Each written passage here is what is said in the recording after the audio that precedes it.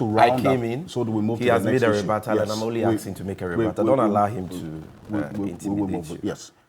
You see, my brother here is missing the point. He simply doesn't get what we are discussing.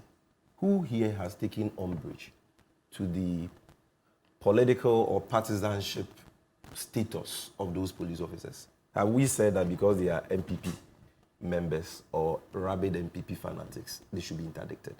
Who has said so? But so you are said setting that your is a own misconduct. question. No, you are setting your own misconduct. question and you're proceeding to answer. misconduct. When we are talking, you don't listen. Not only are they rabid MPP fanatics, they have been captured on tape conspiring to subvert the will of the people. Sammy, of and this I'm country. telling you that the entirety of the Please, videos of the other you ones don't that get have to come. tell me that. It's not You've enough. already told me what you wanted to tell me. No, so let me the other ones, the other videos. Let me make my no, point. about What that. other videos? So you Let cannot me just make my use what point. they said at the There is in front no of the community. other video. There is no other There are video other videos that I anywhere. have seen yesterday. That that is disputing what you are saying. All right, you've made your point. Thank you. Let me make my point. There is no other video anywhere which contradicts this point. That these senior police officers were not involved in a conspiracy to remove the sitting IGP and have a new IGP appointed. You listen to COP. Who will help? Asari. No. Well, You listen to Asari right now. Asari indicated that. Mr. Vincent Assefa. No, hold on. You can play that video. Maybe he was not here. Play that video. What Asari said. Mr. Vincent Assefa, I would admit you only when I give you the chance to do so. So please, let's maintain. I've played that video a number of times. Let's maintain that orderliness. All right. Thank you very much for bringing sanity to bear.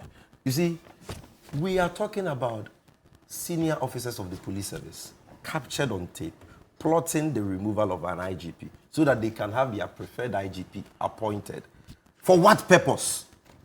For what purpose? To enable the incumbent MPP rig elections. We've all watched the tape. We've listened to the tape. It is there. Black and white. That's not true. So that is a crime. That is wrong. The examples you cited don't wash.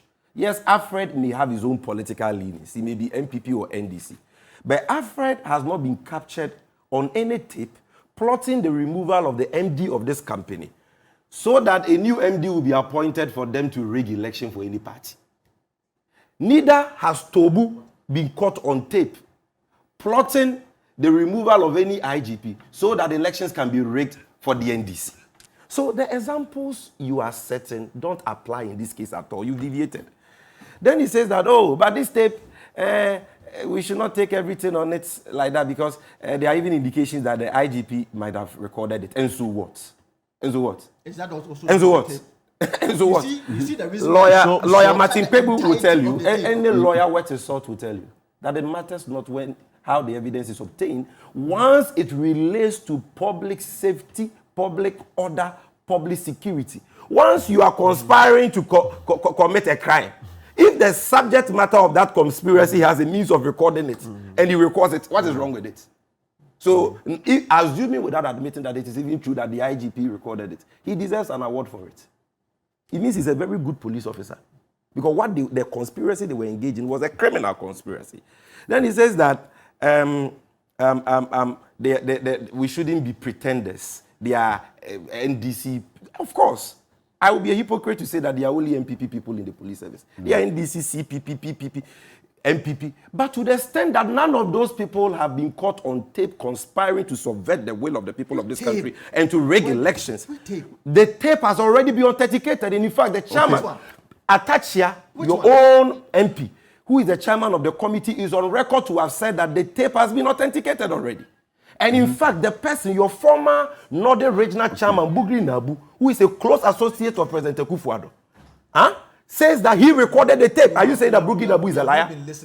Then finally, he says that. Yeah, I'm running up. My brother, I think you have a problem. You have a problem. You have a problem conforming with the rules of this platform. Now, because if we all behave like you, we will not have a decorous engagement. Here's what. Let me make my point. With your consistent obstructions, I am not going to come to you. I am not going to come to you and he doesn't again. He doesn't even deserve a third bite because we are all having our second bite. Now the point is this.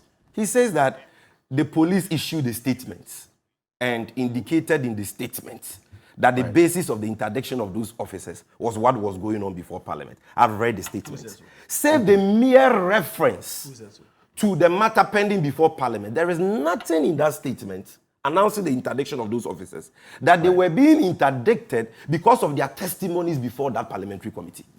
They said they are being interdicted. Listen to paragraph 2. Said the interdiction is to make way for disciplinary proceedings into their conduct in line with the police service regulations. And the police service regulations is clear that a subject matter of police investigations can be interdicted pending investigations if the investigation can lead to a severe penalty or punishment. So what you're saying has no legs to stand on. Look, what he's doing here is simply defending rabid MPP fanatics, okay? Because they belong to the same MPP. They have one agenda, which is to kick out Dampare so that they can rig elections. But they will never have their way. They're wasting their time. I think they're really giving a hard time this morning. Quick, round it up, yes. I said from the beginning that there are always code of conduct in every institution. The police service is supposed to have their code of conduct. If you are in the service and you have a problem with the style of leadership of the IGP, there are internal structures that you go through. I started by saying that this is pure insubordination. Okay. And to go through that route and come boldly before a parliamentary committee and say all sort of things, boldly, I don't know who has emboldened them or who has empowered them to say all these things, but all the things that we are hearing is a distraction because there are real issues that are bothering the people of Ghana here. Let them go back, see the council should decide, the police council should do that. And I have said it, I'm going to repeat it, that we don't need a president that is going to appoint the IGP. We need the police council to do that. That will avoid all these things, power struggling and people trying to get attention of the president so that the current IGP will be taken out and they will get a position. It doesn't help anybody. We, as Vincent said, we are heading towards elections. We need the police. Every polling station is supposed to have a police officer. At least on that day, they are supposed to be neutral because their job demands that. And we should see that kind of professionalism and integrity in our police, not this kind of manslinging and speaking against each other. A divided front never stands, and that's not how policing is, it works. Professor Enoch Entry, thank you.